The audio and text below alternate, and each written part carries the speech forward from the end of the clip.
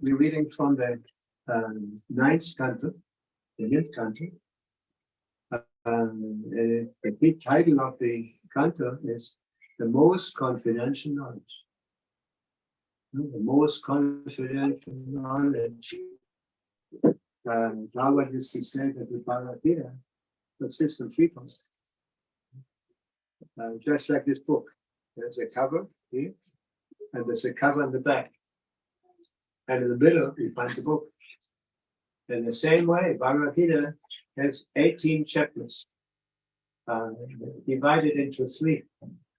The first 6 chapters are dedicated to the karma yoga, activity, spiritual life. And then the last part is jnana. Jnana means knowledge. It's much detailed knowledge of the last part. And the center part is about transcendental loving service to the Supreme Person of God. And this is the most confidential part. So we start, we read the last chapter, the conclusion of the next chapter. Om Namah Bhagavate Vasudevaya.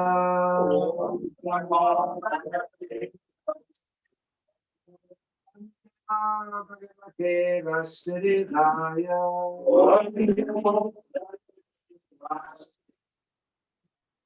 Namo Bhagavate Vasudevaya.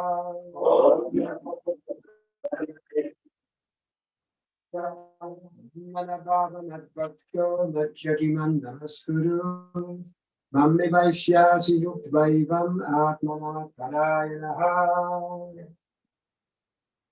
So we continue with the Bhagavad gave us the books, the very, scientific tradition. Bhagavad used to give us first he gave us the Sanskrit, then he gave us the Sanskrit letters, Roman letters, and then word for word translation. We see how everything is related in the verse. Manmana, always thinking me. Always thinking of Baba, become Mat, Mai, Bhakta, devotee, Mat, Mai, Yaji, worshipper, Mam, to me, Namaskuru, offer basis, Man, unto me, Eva, completely, Eva is here, Eva is here, you will come, being absorbed, Evam, thus, Atmanam, your soul, Matpariyana, devoted to me. Translation of the verse. Engage your mind always in thinking of me. Become my devotee, offer obeisances to me, and worship me. Being completely absorbed in me, surely you will come to me. In this verse, it is clearly indicated that Krishna consciousness is the only means of being delivered from the clutches of the contaminated material world.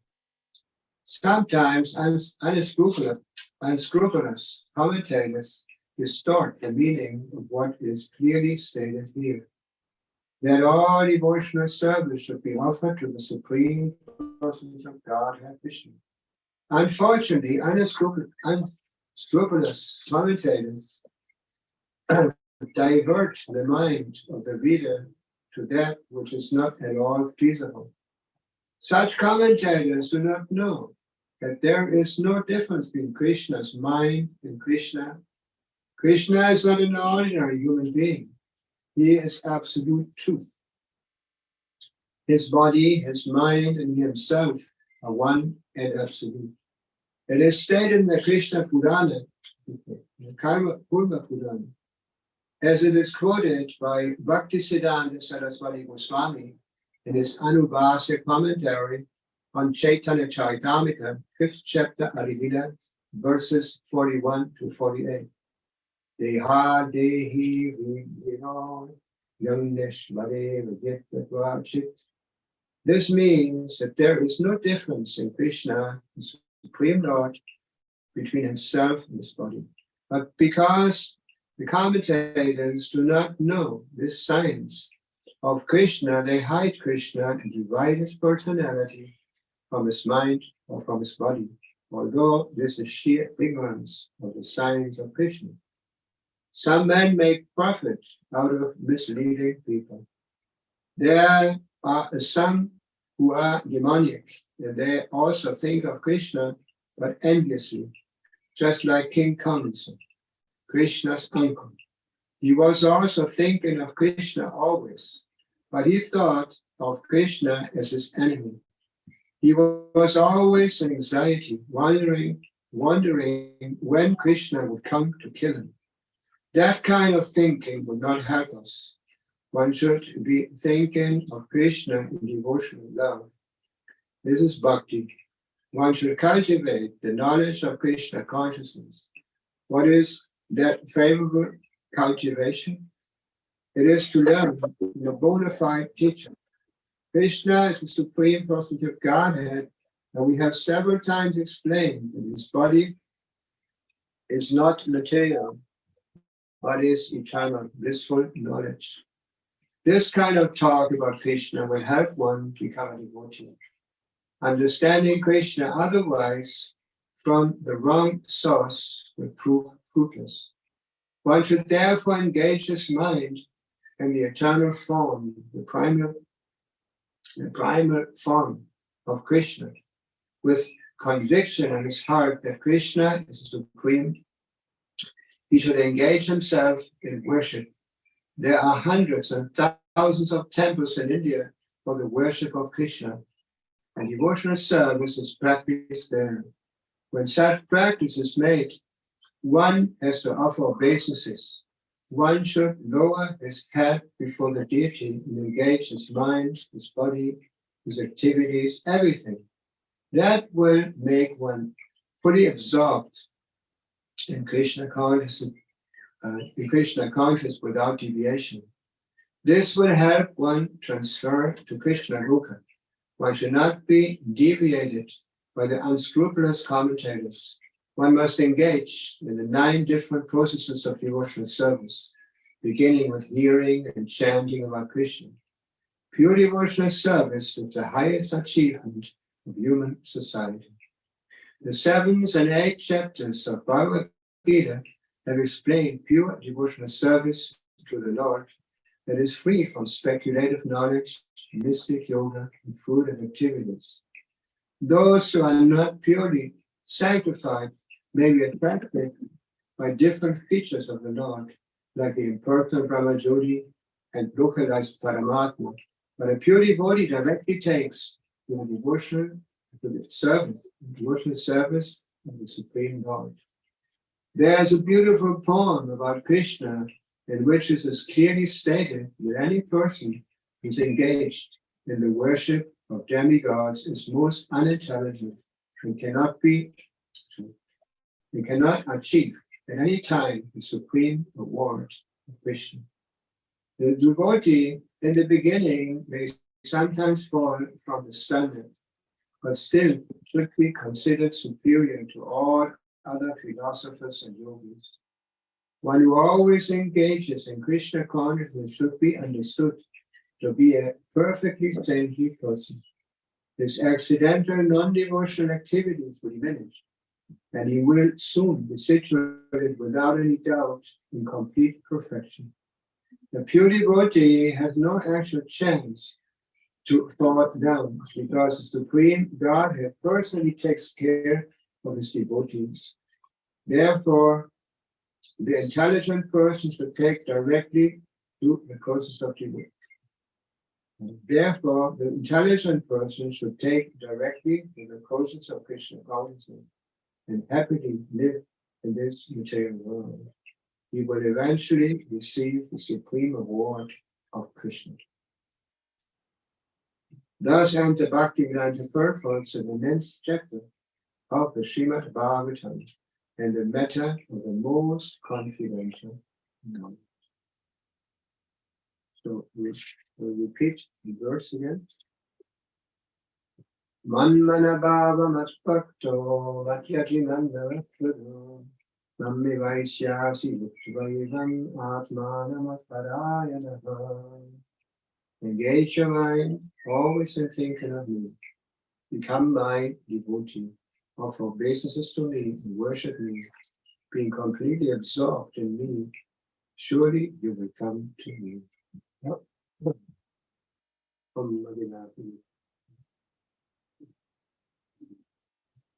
That's life. So yeah.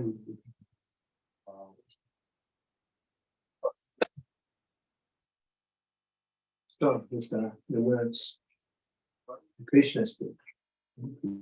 In person of God. And we better use it very carefully when we do Krishna speak.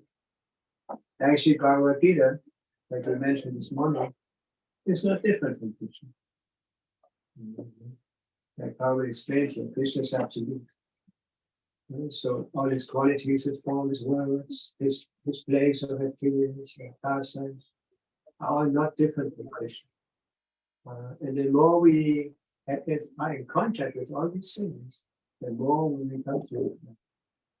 Well, we have a moment and there's so much dust, in our heart or in our consciousness.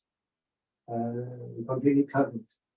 And the manifestation that impurity is actually our body. We have a body for a reason. Actually, like Krishna explained to us in the beginning, we are not this body. He knows we are he does not remove it. Most of the bodies know that those.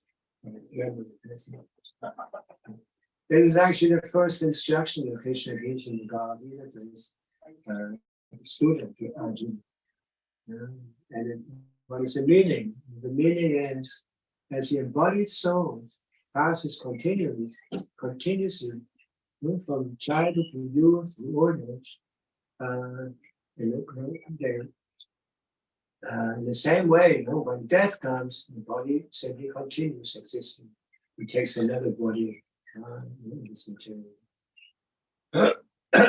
So we are not this body, but we are the life, the source of life within this body. We are soul.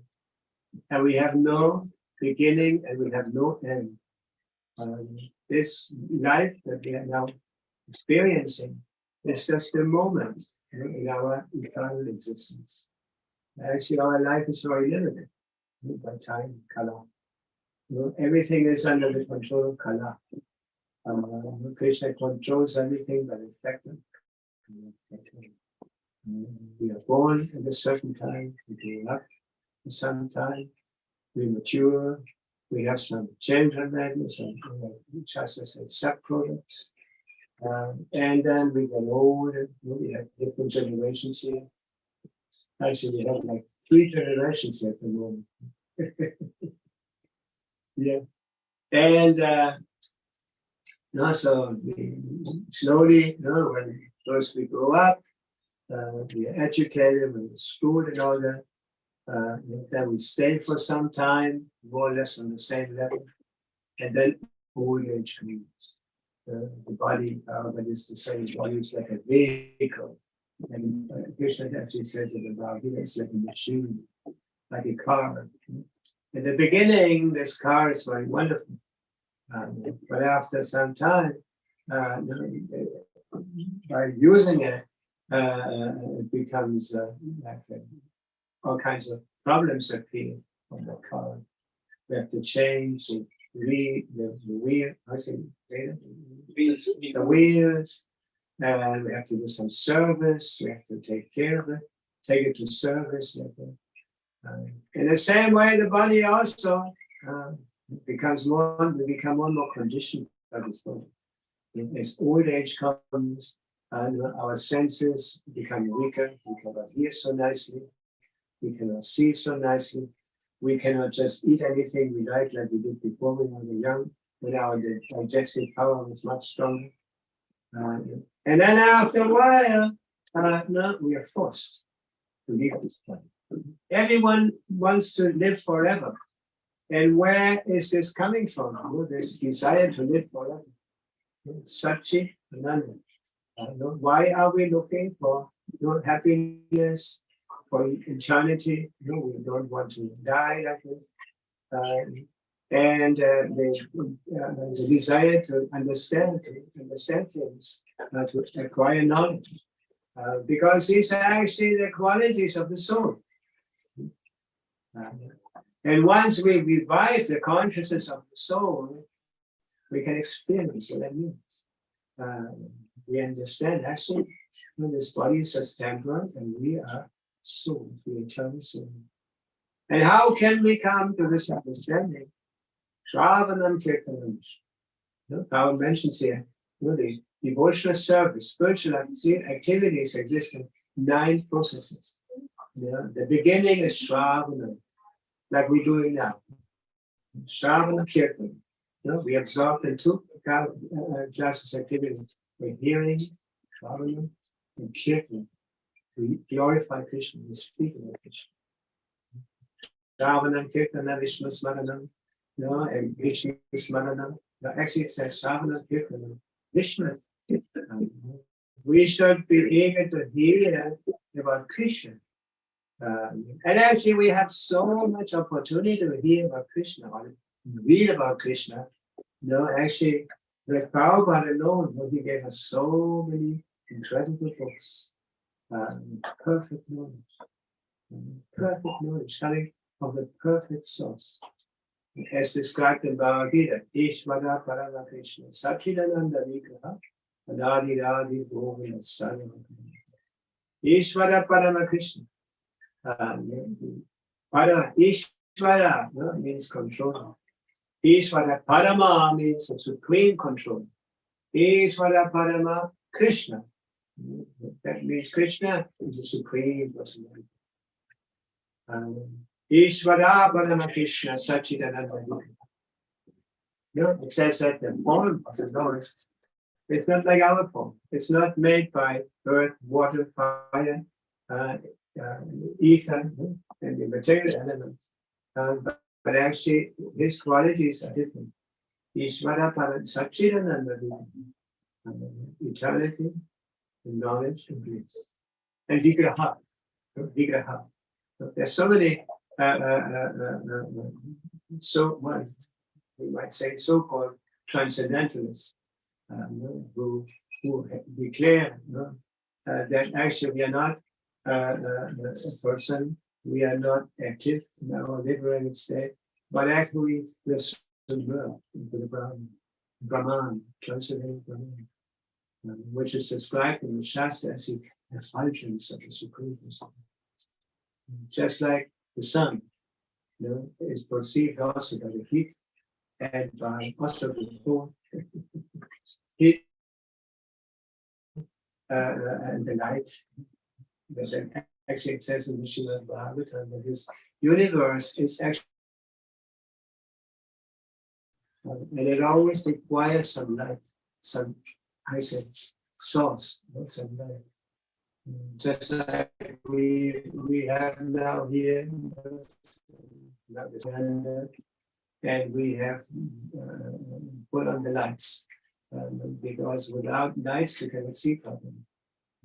Anyway, so the point is that hearing is declared in the Bhagavatam also as hearing and chanting is the most important activities in spiritual. Just like we heard from Srila Prabhupada, Srila Prabhupada heard from his spiritual master. His spiritual master heard from his spiritual master.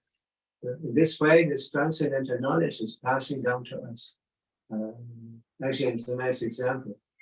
It says that just like there's a tree, let's say a mango tree, and on the top of the mango tree, the best mangoes are growing. They get light and sunshine from all sides. And then it said let's say, there's some person on the top who's trying to get the mangoes, picking the mangoes. And he picks these incredible mangoes and passes them to the next person standing under him on some branches. And that's why the mango comes down. It's actually, it says that just like the mangoes are incredible. Bhagavad used to say the mangoes are king of fruit. I guess it's a common Indian saying. Mango is the king of fruit. So in the same way, it says there's can say there's a tree, and the ripened fruit, the best fruit of that tree, of Vedic knowledge, is described as a Shiva ripened fruit. So Bhagavad also, in this incredible mercy, he translates the Bhagavatam for us. Just like it says here, Bhagavad Gita, as it is, not how I think, or maybe not like that. But rather, this knowledge is coming down to an uninterrupted, disciplic succession to our times. It's like that we are standing under the tree, the fruit is coming down, we get the incredible mercy of our child, especially. Just like that is Bhagavad Gita. Before I became a devotee of Krishna, I was already reading Bhagavad Gita, different verses of Bhagavad Gita. But I always thought it's a very important book, but it didn't make so much sense to me actually when I started reading it. But then at one point I got the Bhagavad Gita, and we see this Bhagavad Gita has a completely different and astounding effect. And people are actually starting to take it very seriously what Bhagavad Gita says. Because it says that you have to from self-realized souls, liberated souls. Just like Bhagavad. Bhagavad gave us a Bhagavad Gita, and by his purpose, his translation purpose, all over the world, people have become devotees, dedicating their lives to devotional service to the Supreme Personality of God. And this verse, especially, Manmana Bhagavad, Krishna says, always think of me, Manmana, think of me, Manmana, Bhakto, Krishna says, become a devotee. In other words, dedicate your life, all your energy to me. Manmana Bhava, Machyati Manasku, all become my devotee and worship me, not work. Namaskuru means pay obeisances to me, not to anything, but to me, Krishna. And then it says here in the end, it says, if you become Krishna conscious in this way, you come to me. Which what is described in the Shastra as the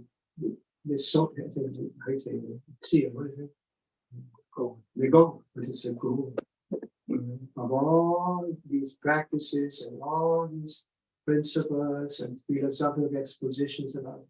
And the goal should be that we become free from the material environment, from attachment to the material environment, and become liberated, go back to Krishna. And not come back again, take another birth in this material. I just heard Bhagavad say, there's many people who worship the demigods, like Brahma, Durga, Shiva. And then Bhagavad says that he mentions this here in the purpose. Worship of the demigod is actually meant for people who are not very intelligent. Why? Because the benefits of worship demigods is temporary. It's limited by time. Just like people wanted, not so much today anymore, but in former times, that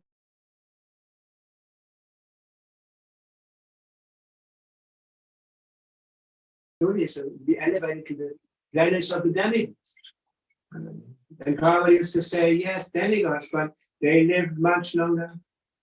They have many more facilities for sense gratification. They are unlimitedly rich.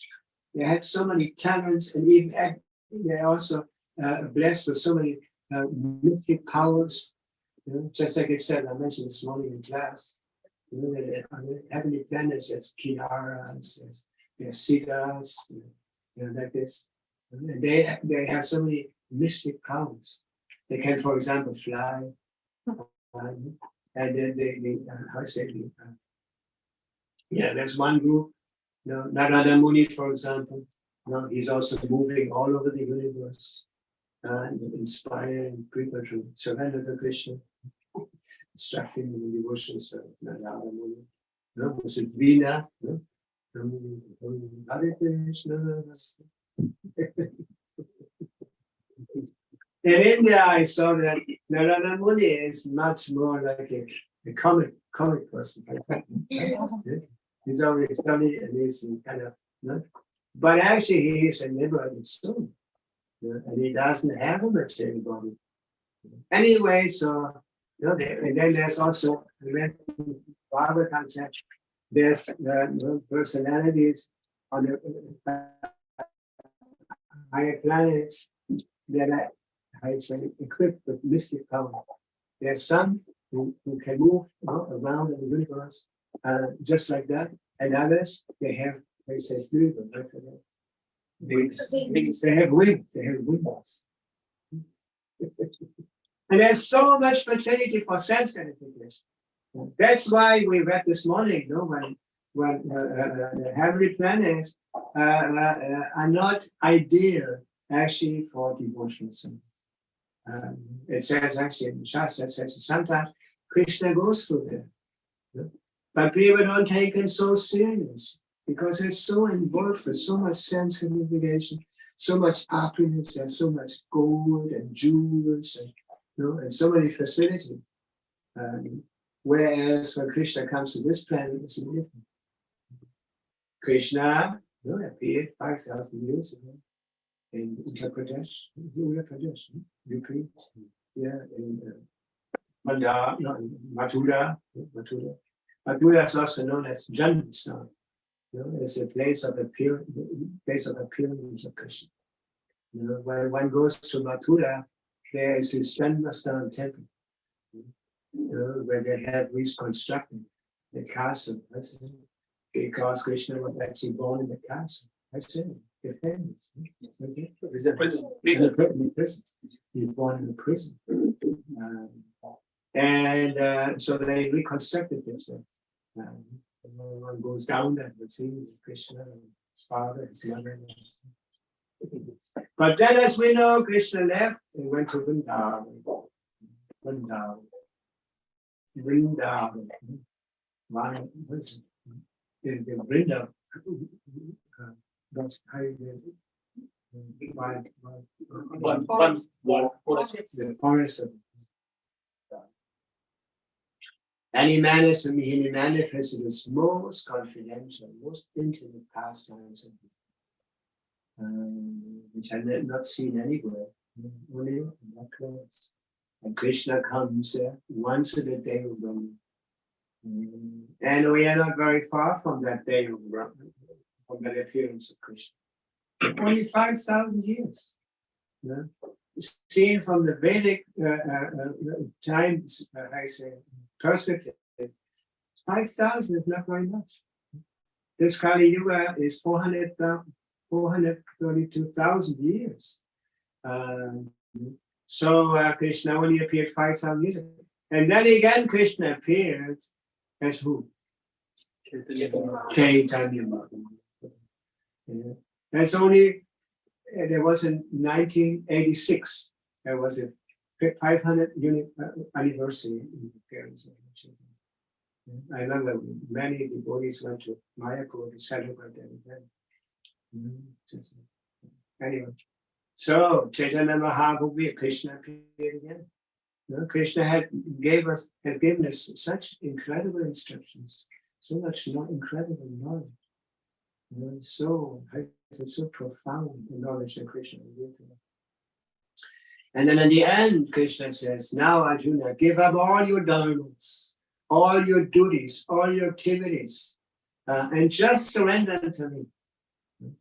Just surrender to me. And I protect you.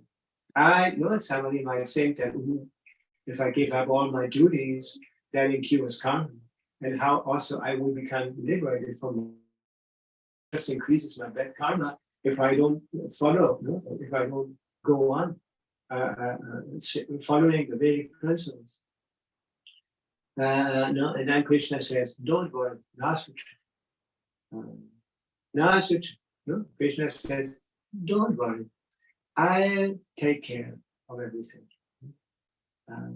And then this is the end of the Bhagavad. This is 66th verse of the 18th chapter. And then at the end, Krishna also says to Arjuna, now Arjuna, I gave you all these instructions. Now you decide what you want to do. That means Krishna doesn't interfere with the free will of the souls, the living entities. We have this free will, very limited free will. Actually, Bhagavad used to say that free will actually only means to surrender to Krishna, not to surrender to Krishna. When we surrender to Krishna, we take Krishna very seriously and try to become devotees of Krishna.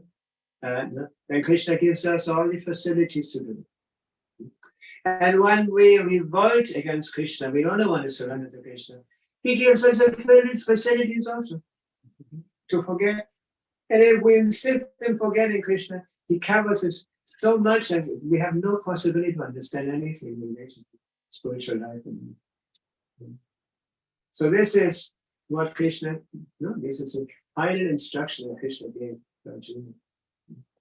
And then Bhagavad said something very interesting. He said, then after Krishna left, when Krishna is there, everything becomes established properly.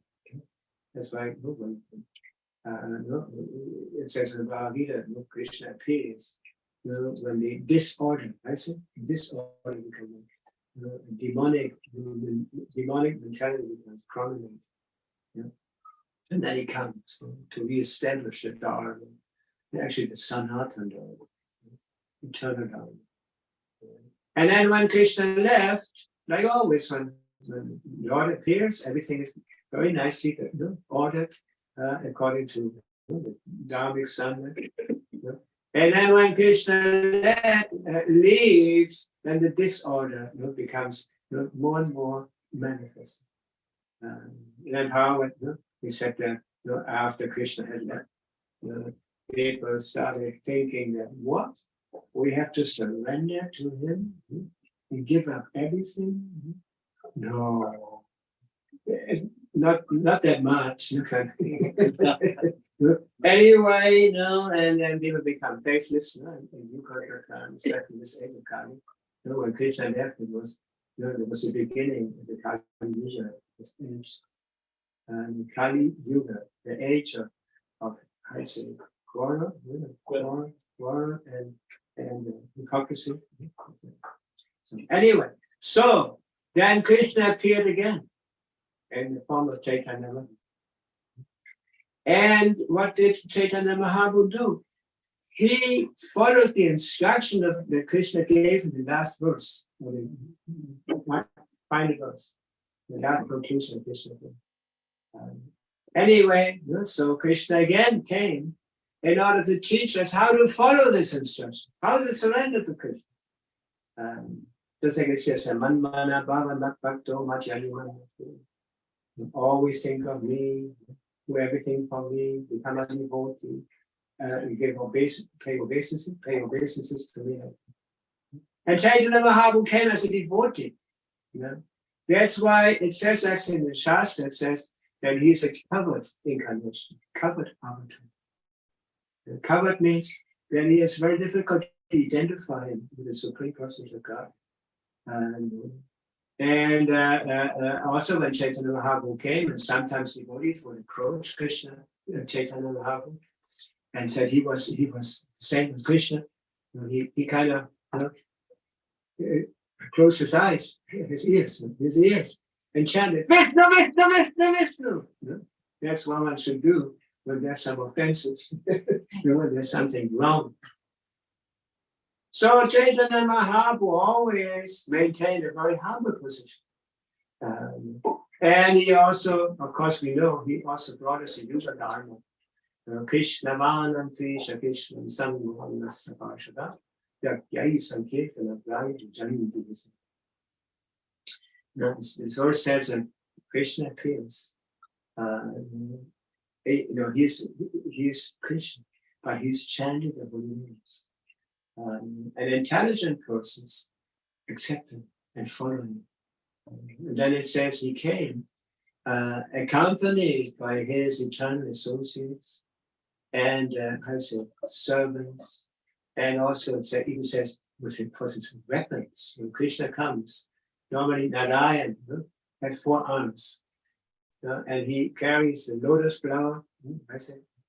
Lotus flower, and first the disc in his hand, and the club, and then he also lotus flower. What was it? Yeah, conch, right. Okay.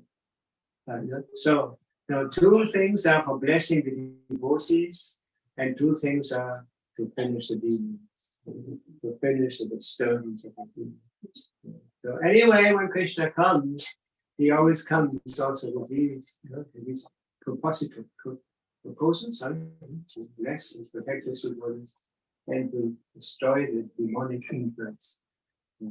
Anyway, so that's why it said, but Chaitanya Mahaprabhu had a very special kind of weapon. He brought the Hare Krishna mantra, which is very effective to destroy the demonic qualities within the heart. This was his process of destroying the demons. And this chanting that he revealed, he better to say revived, but it was the chanting of the holy name is contained in the Vedic scriptures. The Hare Krishna mantra was always there, was always known, but it was not given the same importance as in this age of Kali. Bhagavad said that in former ages, people were more equipped with so many qualities and qualities like that. For example, in Satya Yuga, they could meditate. For like Valmiki Muni, he meditated for 60,000 years. It was not a meditation or kind of yoga. You go to a studio, you pay something, and then you learn how to breathe, and you learn how to sit properly, in order to get the color back in form. Or people also go to do yoga because they're too fat. They want to give up the truth, want to become more thin. That's not actually the yoga. It says Gita Jaya Vishnu. Gita means Satya. In Satya Yuga, the recommendation was the long meditation. Meditation on what? Not just a candle or some picture or something like that, but to meditate on Vishnu. Gita Jaya Vishnu. In Treta Yuga, it says the process was the worship deities and big temples and temple worship. Then in Dwapara Yuga, sacrifices and first sacrifice Makari, and then worship of the deities, and then in this age of Kali Yuga, Hello, this is the Hello. In the Kali Yuga process, we command it as a chanting of the holy names, like we do. We try to do our best, chanting the names of God properly. And the temples, when we have our morning program, we start very early. And at one point also we remember offenses that we should not commit in order to progress quickly in the chanting of the holy names. It is also something that we should do, especially now that first offense, is to blaspheme and criticize devotees who have dedicated their lives to propagating the chanting of the Buddha. This actually, we just celebrated the Singha Chaturasi. And what is this idea behind this festival is that there was mistreatment of the pure devotee. Mistreatment of the Kanat Maharaj. He happened to take birth in a family of demons, asuras, not suras, but asuras, demons. And his father was a chief demon, actually of the universe. He had become so powerful by his austerities that he became the most powerful personality in the universe. But it happened so that he had a son who was a pure devotee. We were telling this history the other day, the the story was that Hiranyakashipu was fighting with the demigods. Actually, it says that when he was not there anymore, but he actually performed his austerities. So the demigods tried to take advantage. They conquered his palace. He came to the palace and conquered, and they found that Hiranyakashipu's wife was pregnant. So they all thought, wow, this child will be also a demon, because it's the son of a demon. So they were thinking of keeping the wife until she gave birth to the child and then kill it, to try to maintain order in this universe by diminishing the demons. But then when they were trying to take her away, Narada Muni appeared. Narayan, and Narada Muni told them, don't take it, with the idea of killing the child. I will take it. Why? Because actually the child is not a demon like Hiranyakashipu, not like the father, but he's a great sage. He's a great, very special devotee. Anyway, so Hiranyakashipu tried so many things. When he came back, and his wife was there, the child was born, and he found out more and more that his child was actually not of his nature, but it was actually sane. So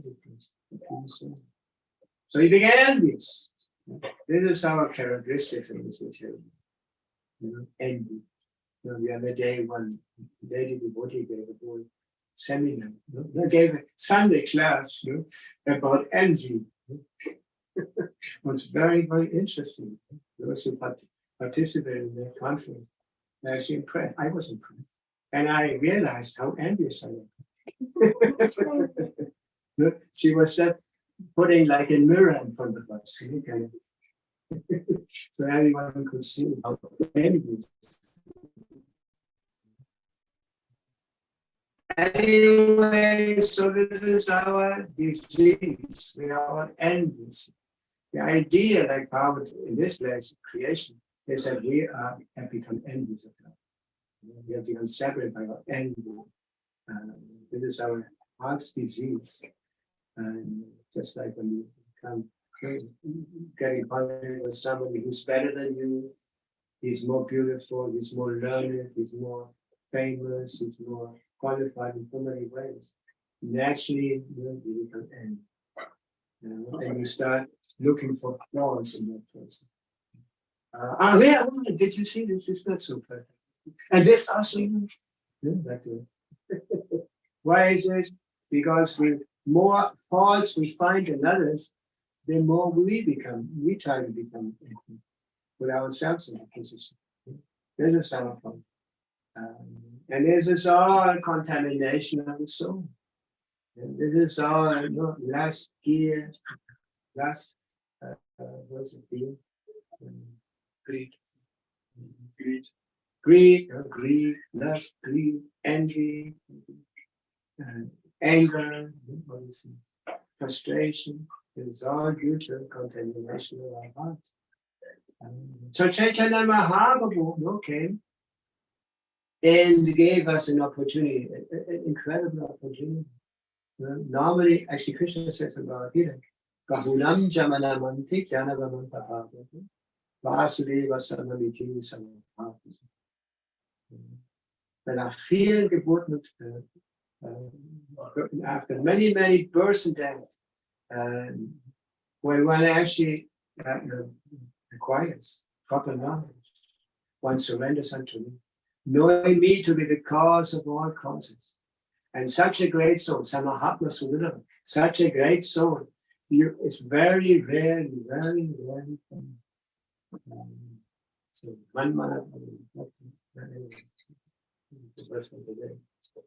so we given this opportunity, especially by Chaitanya.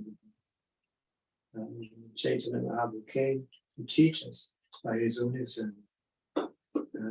When Krishna came, it was a different position. When Krishna established himself as the supreme personality of God, Bhagavan. He also showed Bhagavan. Bhagavan means the proprietor of great opulences, unlimited opulences, unlimited beauty, unlimited force, unlimited fame, so this was Krishna. Krishna said. Anyway, so Chaitanya Mahaprabhu came as a devotee. He said, surrender soul, teaching us how to surrender to Krishna, how to glorify Krishna, how to propagate Krishna's glories to everyone, all over the world. Chaitanya Mahaprabhu, we read the verse this morning, purport of Srimad Bhagavatam, where it says that those who are born in India, in Bharatavarsha, holy land of India, they should make their own life perfect, taking advantage of all the facilities that you find in India, especially this treasure of knowledge that you have in India. Just like Bhagavad Gita, Veda, Mahabharata, Ramayana, and so many enlightening shastras and scriptures. It says, when one takes verse, Bharatavarsha, that one should make one's own life perfect, and then help others all over the world to make their life perfect. This is an incredible treasure. Bhagavad used to say, in the beginning, Bhagavad used to say, you should visit India to learn culture. Bhagavad used to say, in the West there's no culture. It's just eating, sleeping, mating, and depending. Bhagavad used to say. In the West, Bhagavad said they're just polishing their animalistic tendencies. Eat, sleep, have sex life, like that. And have anxiety, that means defending. These three things, these are animalistic tendencies. Srila Prabhupada said culture. Culture is based on enlightenment, on purification. Just like in Bhagavad Gita, there's some nice mention of the qualities of the Brahmanas. Shamodama Tapasusham, Shanti Rajanayasam, Janam Diganavastikam Brahma Karmasvapa. These are very important qualities. First class. Brahmana, real Brahmana. Not just Brahmana, because, well, I happen to take birth in a Brahmin family. That doesn't qualify one to be a Brahmin. It says that Gunakar are the qualification. Gunakar. Guna means the mode of goodness, sattva guna, and karma, activity. We all have certain tendencies to do things. This is where is this coming from?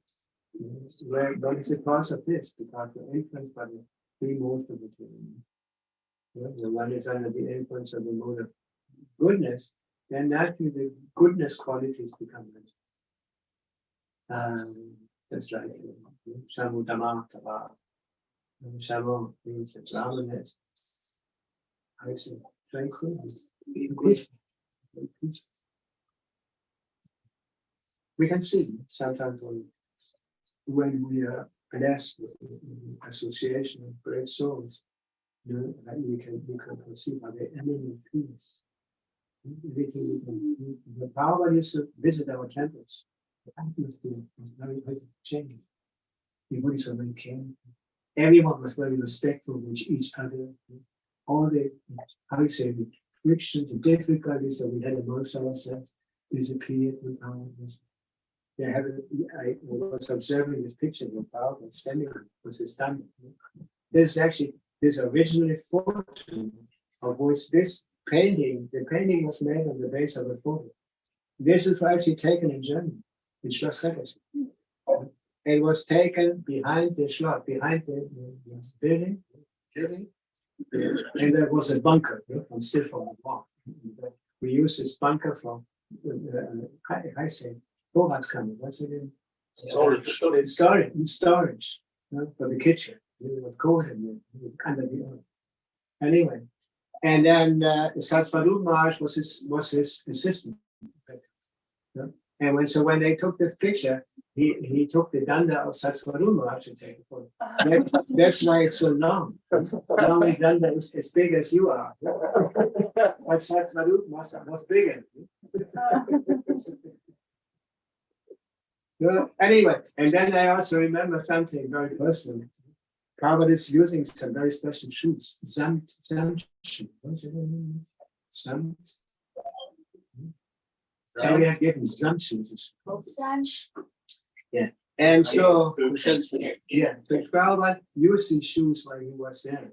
I remember when Prabhupada came down from his room, down the stairs, then he took off his shoes before going into the temple. And the helper was taking off his shoes. And I kept them under my eyesight, under the curtain. And I went into the temple actually with the shoes. To be sure that I would put them on Sri Prabhupada's foot again. So this picture is full of remembrance. Anyway, so, we had just, actually when Bhagavad came to Germany in 74, we had just rented a big temple, Schloss Regensburg. And we had worked very hard to renovate the whole place and everything. So in the end, actually it was also always happening when Bhagavad came to a place.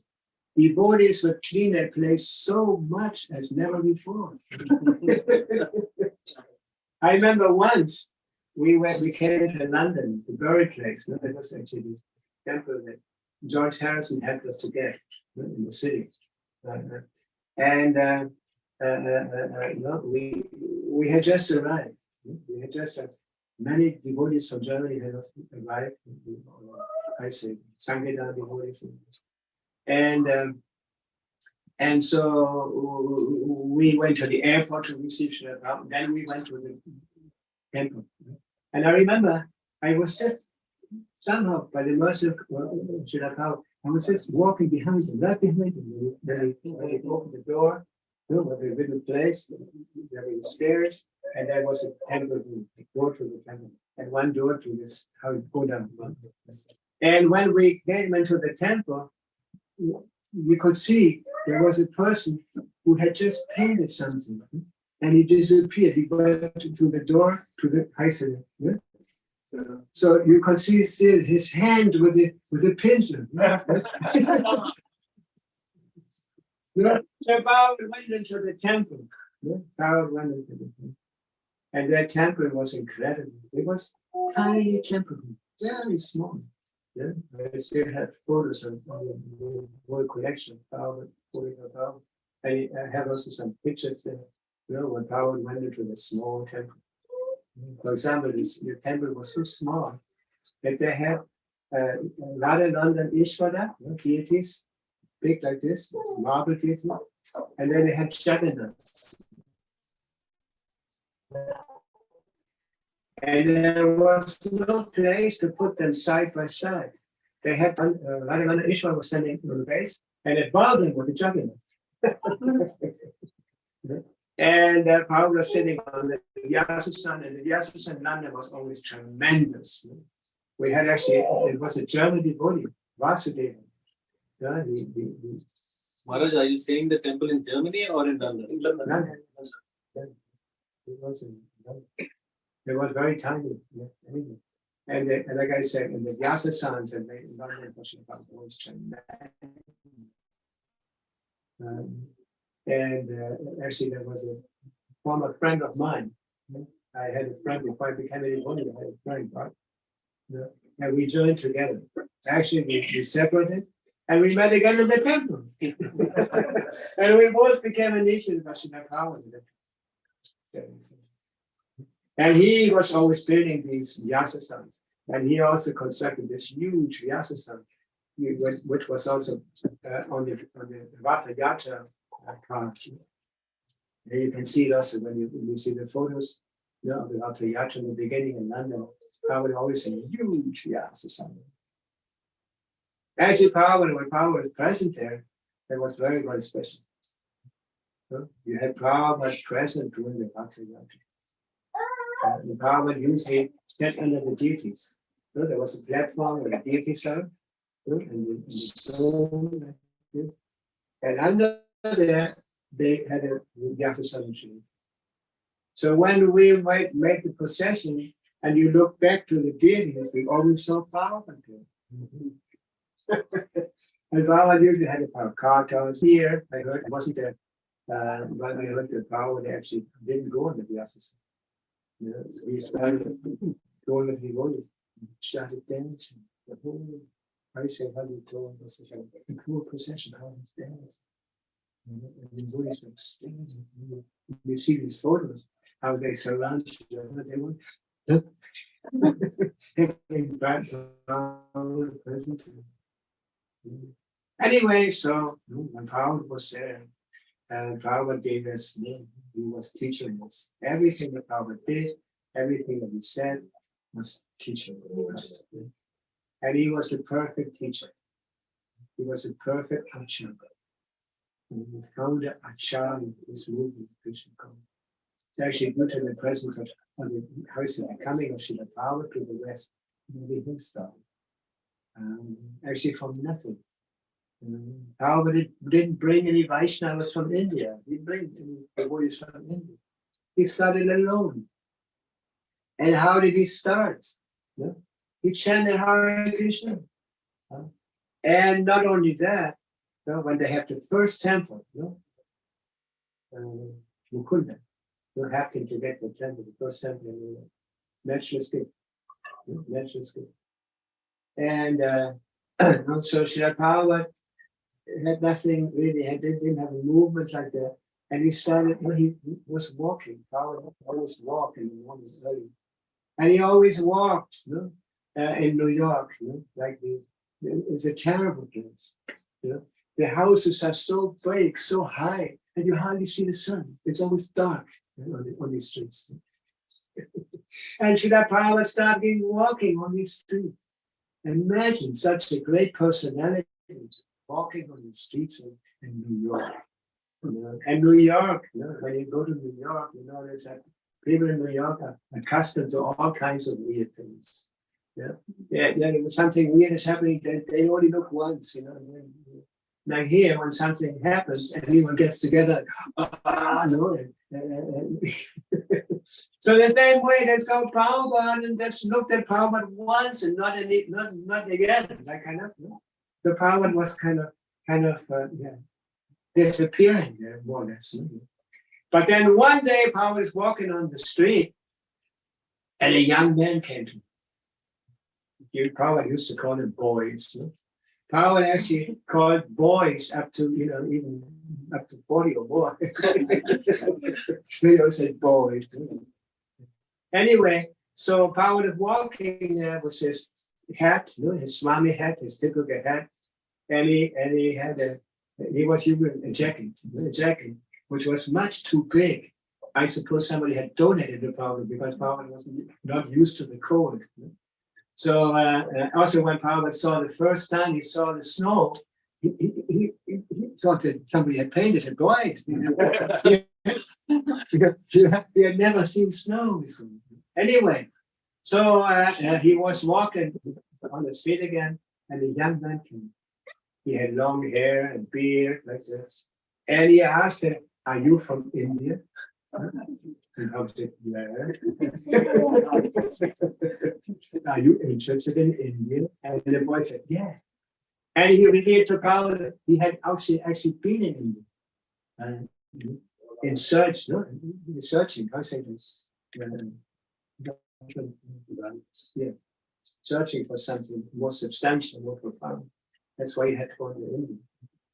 So then, after talking to Harigriva, he became Harigriva after that. So then Paul said, "Yeah, I have a little place here. You can come and visit me." And then he said, "Oh, can I also bring my friends?" He was living with some friends. This was Kedananda and Umapadi, they were living with him. And so he brought his friends. And these boys were, according to the designation, that they were actually hippies. Living very unregulated life, taking intoxication, especially LSD, was like an insanely drug at that time. So then they came to the Bhagavad and they were very impressed by him. Because Bhagavad was living very, very simply. They had never seen that before. When they visited him, Bhagavad was sitting on the floor. He had no furniture. He had only a case, a metal case. In India, it's very common to have these metal cases. And this was his desk. He was sitting on his chadar. And he had a cloth hanging himself and washed the clothes.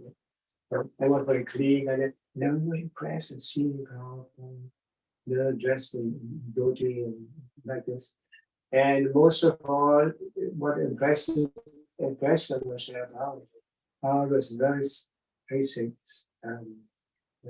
advisor. You know who it was? Advisor? Swami, wise. Yeah? I was so wise.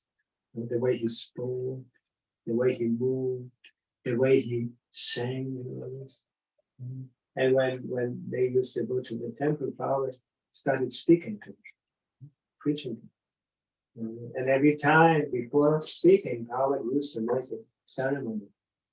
He would chant Bande Hum Shri Guru Shri Buddha, making, I say, puja. And the devotees used to call it the bells. The bells. And more young people came. More young. Then Srila Prabhupada started initiating. And there were no japamalas, like Tulsi japamalas and all that. Devotees used to go to a shop and bought these beads, big red beads. And also the kuntis that we used at that time were also from the same kind. Some devotees with red beads or yellow beads, like that. And after some time, things became more refined, more traditional. We got beads and tulsi beads and tulsi neck beads and all that.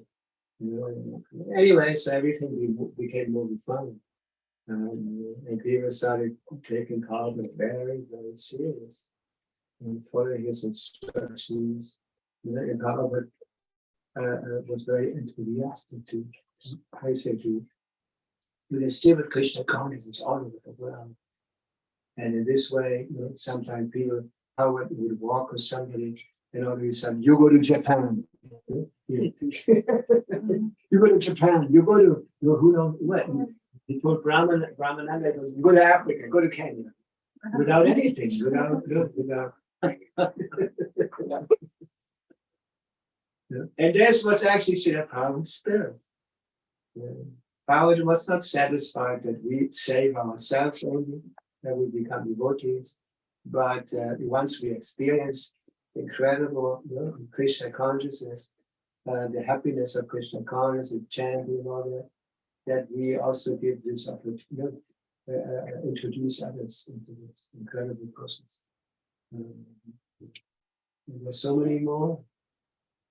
People can talk to them, get them book, people chanting holy names. Actually, was such a few people. Even in the temple. Even those Sunday feasts, many Bhakti come in more, the festivals, but compared with the rest of the population, very, very few. Look, even Krishna says about people. And there's thousands of men, maybe there's one person. So it's we're very fortunate to come in contact with the movement of Chaitanya Bhagavad, represent it perfectly, authentically, as it is, by Srila Prabhupada. So this movement of Krishna consciousness is a movement, based on the chanting of the holy names. It's a Sankirtan movement. There's different ways of chanting the holy names. We carry these japamalas, we chant Hare Krishna. When we chant Hare Krishna, we should only chant so we can hear, not necessarily everyone else hears that. Then kirtan, japa, kirtan, and we use instruments, we sing loud, and then sankirtan, augments the whole potency of the holy name by chanting with others, dancing, jumping up and down, and with microphones, so it's louder, so everyone in the surrounding can also hear the chanting.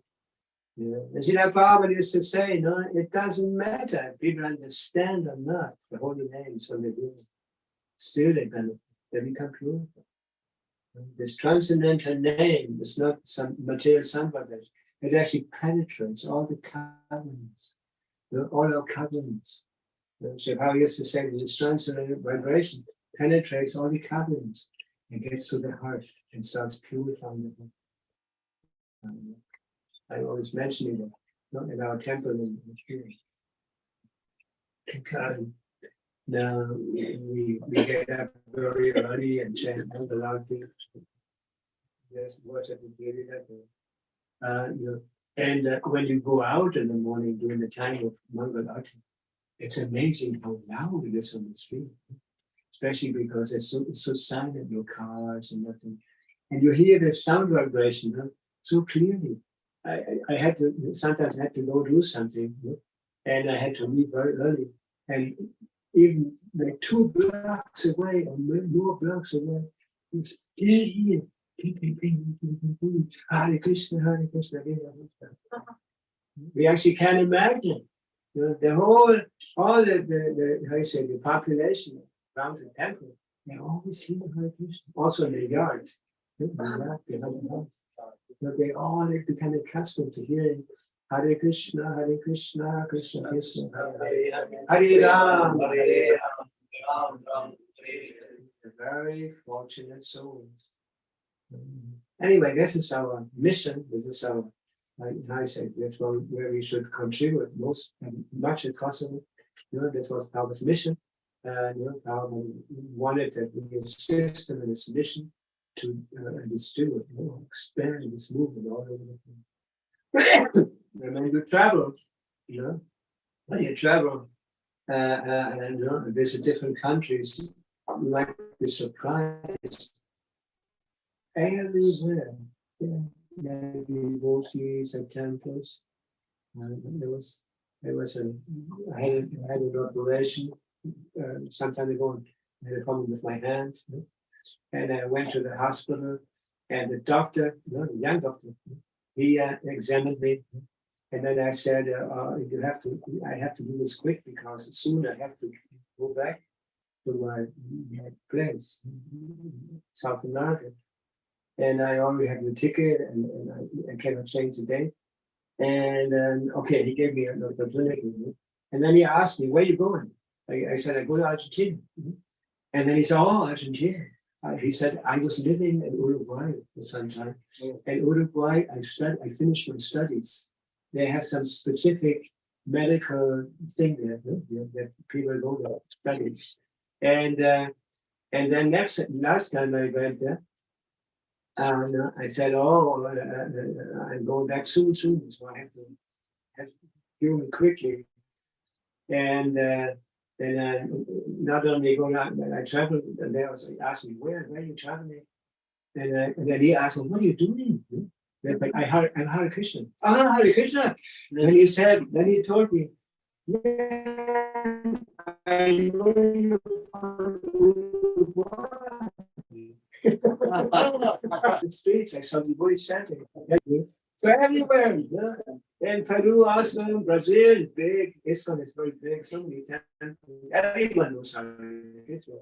In Peru, we have a new temple like Krishna Balaram temple, but a little smaller, like 3 altars, a big dome. So it's famous. Hare Krishna is famous because the temple is on the side of a very important road, where all the trucks and all the cars come into Lima, the capital. And they always see, when they come in, they see the temple.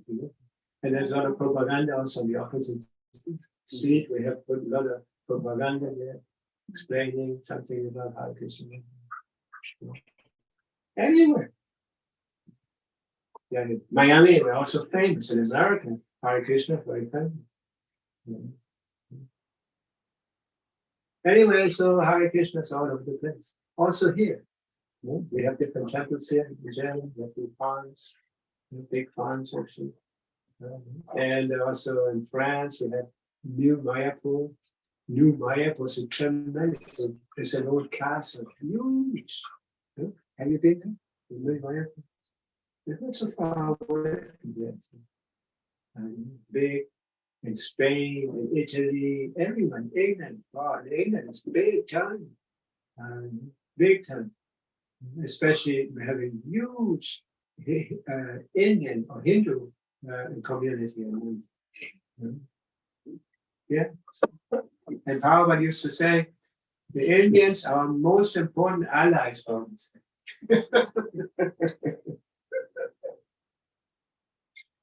Well, I don't want to explain it unnecessarily. Is there any question, maybe? Something?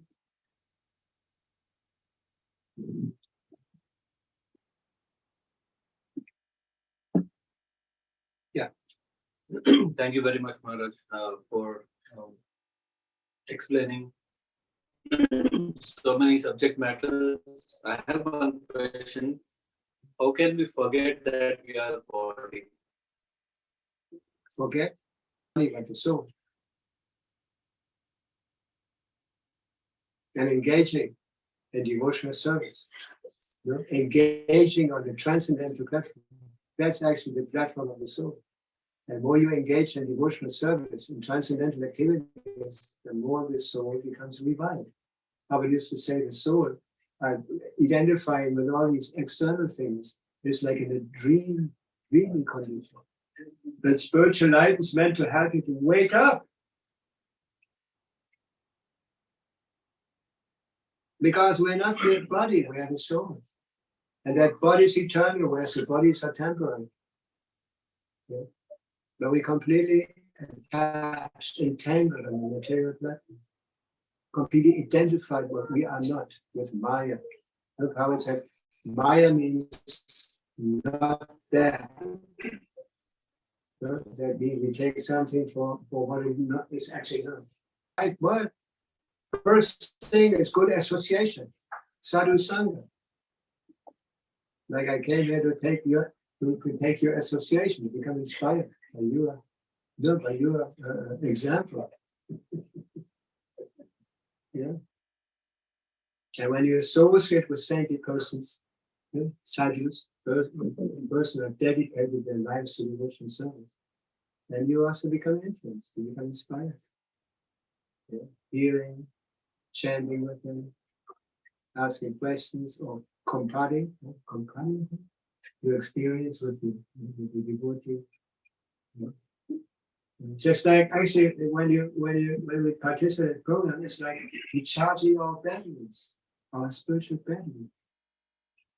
Isn't it? When we participate in these programs, we have association with devotees, especially unfortunately with very advanced devotees. Then when we leave these programs, we feel very different. Isn't it? And we want to have this experience more and more and more.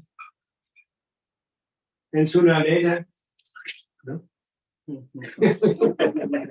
You sit there, yeah, with the only emblem of a devotee. Tila, Kurta, Duti, Sika, not even a beard. Hare Krishna. How gave us this example? How gave us all these examples? If we just follow power, then we power was example. As it said, we protect them. Having pictures of power like here.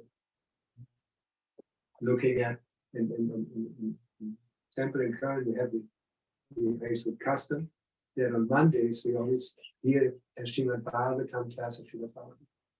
So fun. And we hear directly from power, we see power.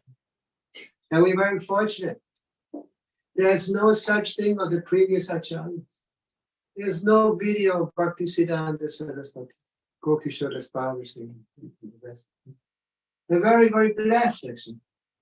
Actually, all this technical advancement is the real meaning of this is that it's used in devotional service and it's used in Krishna service. Without using it in Krishna service, it just creates so much complication, so many problems.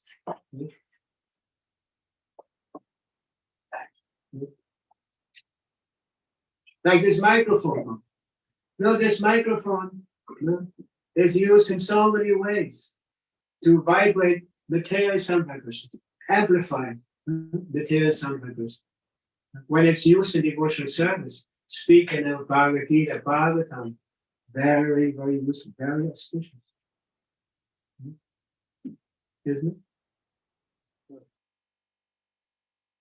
Like this house also.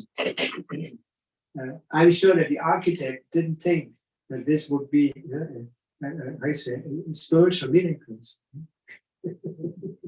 It's not constructed like that, but it's used like this. And from far away we come to take shelter here and that holy place. Where the inhabitants are worshiping Krishna, chanting Hare Krishna. What do you think? Huh? You visit your friends sometimes, school friends. Yeah. It's different with their home. Huh? What do you think? Huh? Your colleagues at school? What are you doing now? School. High school. They ever saw you with Tilak? Not yet. Not yet. There's a daughter of one of my disciples in Colombia, Bogota. And that girl used to go to a school of I say, nuns. Yeah. And she was known as vegetarian. And then also she started dressing herself. Yeah, dressing herself. When she finished her school, she went to the university, and she always went to the university inside with Tila. And she called the attention of the whole university. And the professors and so on, they all knew her. Because not only that, because when they asked her things, they were impressed. The way she could express herself, very intelligent girl. Yeah. And at one point, she invited me to the university, and it was just the professors. He just invited the professors to hear me. Yeah. Anyway, we had a boy also in Schloss Hellershofen. It was it was an issue. Yeah. He went to school, close to the school, and he always went with Tila, Sika. They got used to him. First, it was a lot of trouble, but then they just got used to it. Because they noticed he's intelligent. He doesn't just do things like that. And he also used to bring some people from the school to the country. Yeah, we had a castle, a big castle, in Bhagavad. And Bhagavad used to say, yes, it's a very good place. And Bhagavad used to say, because the devotees also need a decent place.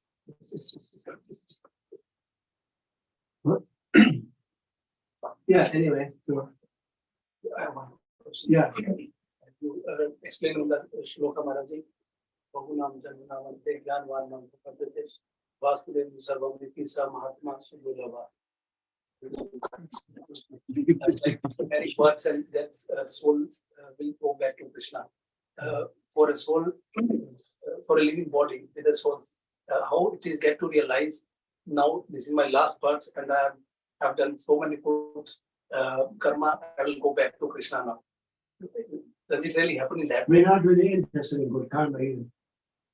Bad karma and good karma are, I say, keeping us, I say, ungebunden.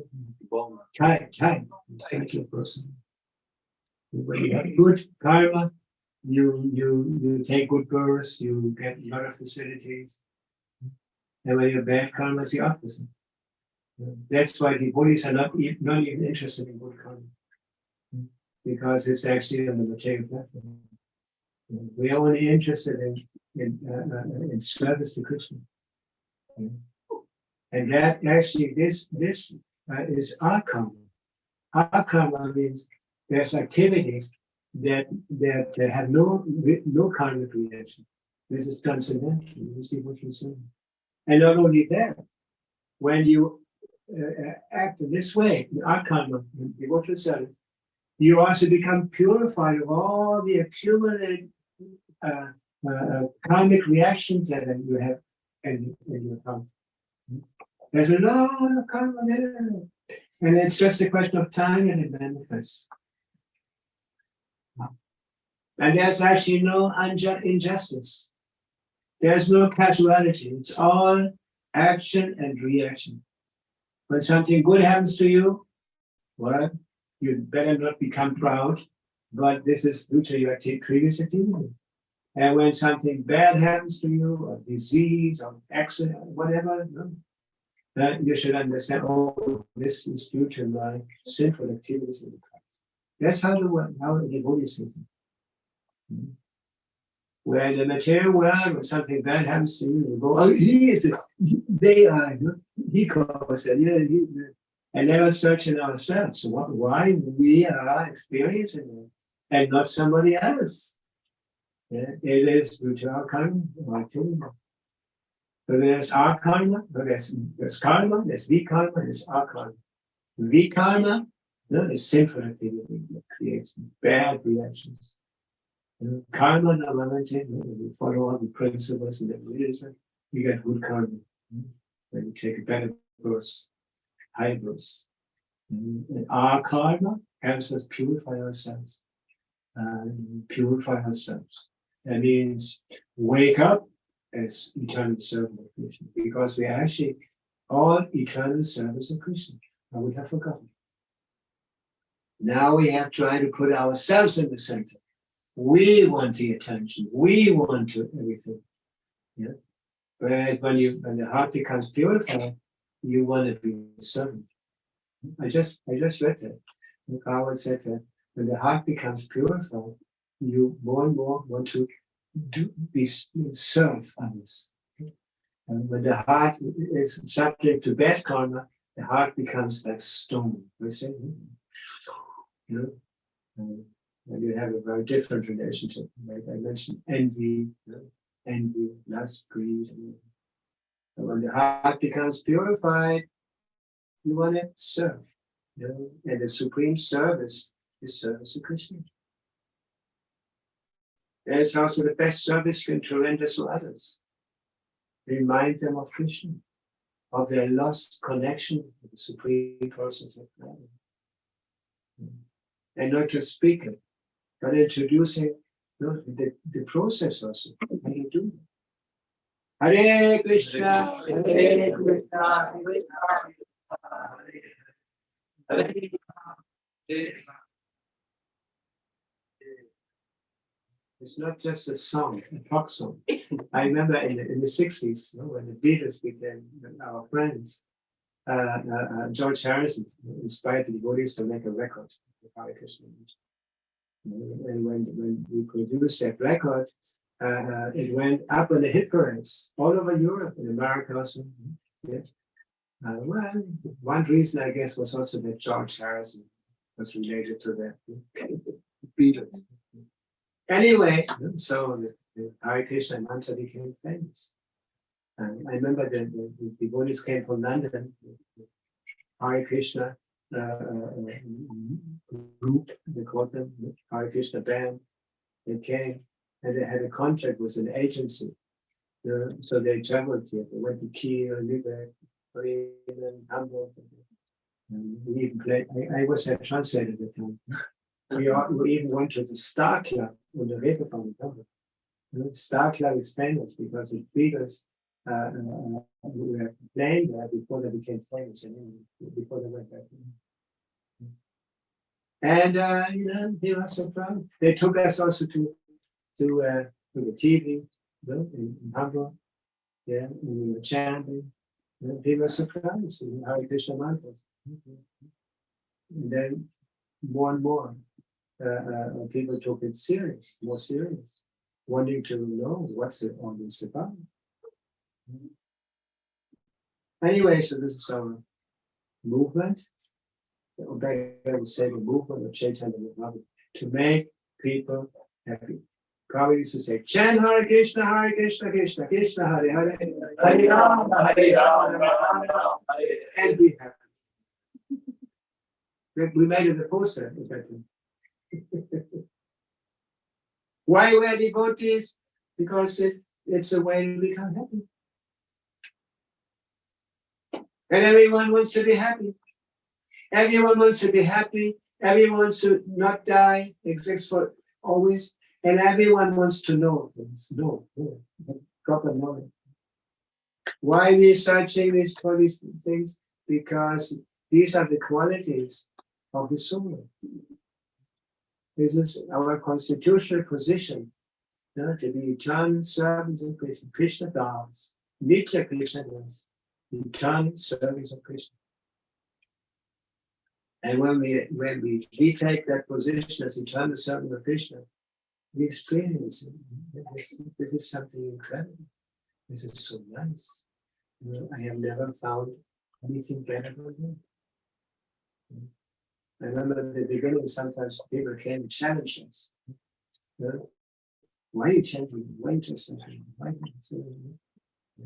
I used to say, it's the best we have found until now. This is the best we have found. If you have something better, I will go with you, but you have nothing better. What do you think?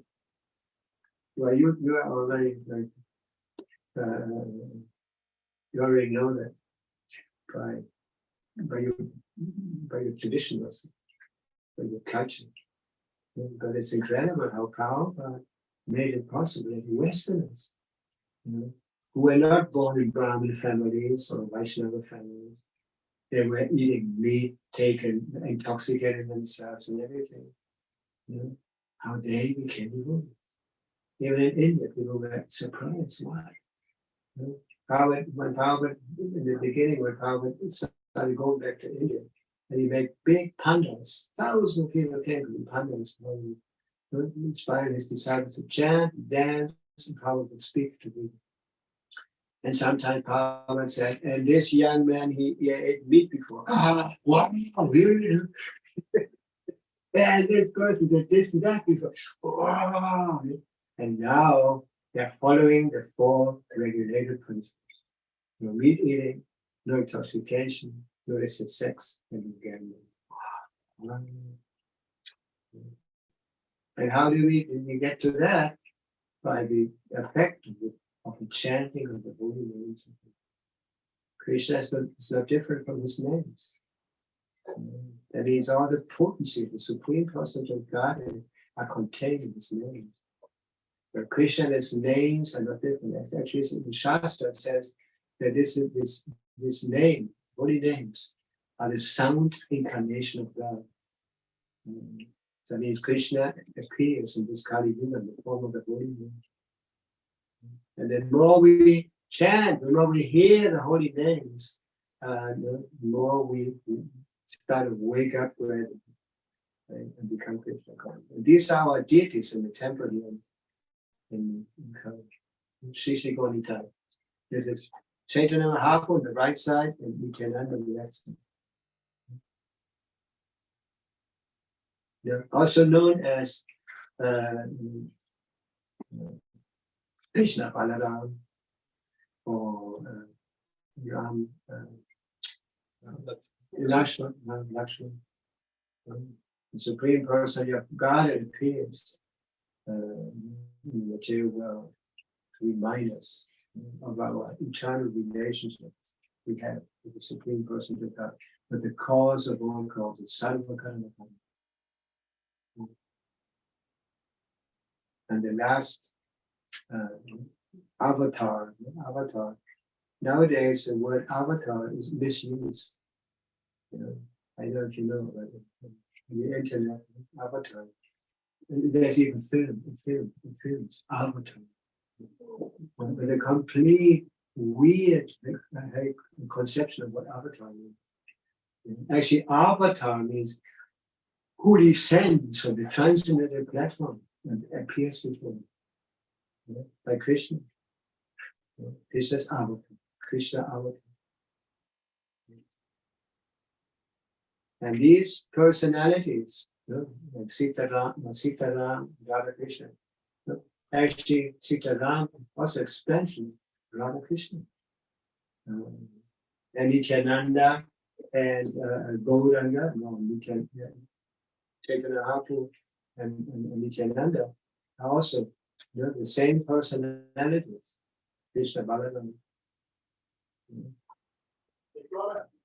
Lakshman,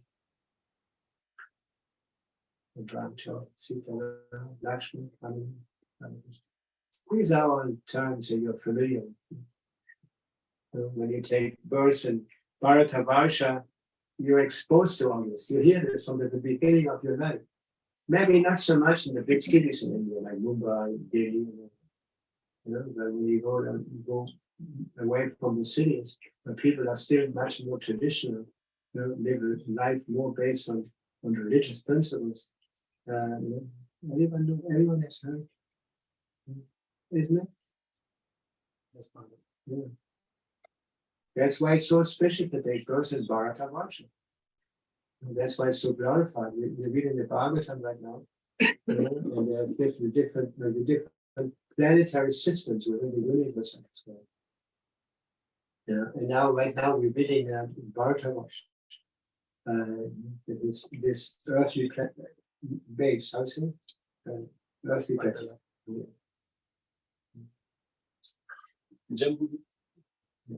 And that's why it's so, and most auspicious place in the universe. It's these places, especially this one. Why? Because Krishna appears here on this planet once in a day of Brahma. Once in a day. And this happened, like I mentioned, 5,000 years ago. Only 5,000 years ago, Krishna appeared. Not so far. I don't know if I answered the question. Thank you very much. The question was from here. Well, you're a question.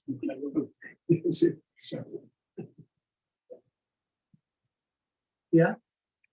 Did I answer your question? Yes. What did I say? All about karma, vikarma, and akarma. No. So, I can come to the next part of the program then. We have Arti. Answer. Very nice. Bhakti Bhushana Maharaj ki jai.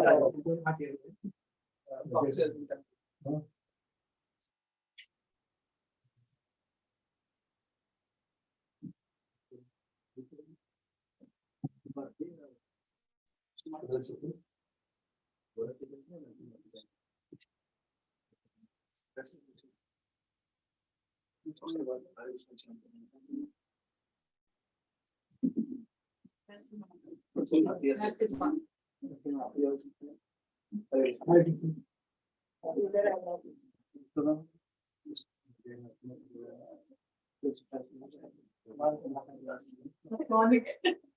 Maharaj, would you like to lead Narsimha Aarti? Yeah, okay. But this is after. This is the Now. What? Narsimha now. Narsimha. I don't understand. What he said, Aarti is Narsimha Aarti, not Gaura. You see, If you wish, we can do Gora. No problem. We can do in standing. It's all your wish. Very good. you only do the singer arti? With kids, when we sit upstairs in double, we do Narsimha Aarti. Oh, yeah. Oh. Let's do that. Let's do that. Huh? Tulasi arti. Let's do Narsimha Aarti. So many artists. We can also have Tulsi arti. So what do you do exactly now? You offer? Narsimha Aarti. We just pray. Yes, yes. I will just pray. Yes, yes. Namaste Narasimhaya. Namaste Namaste.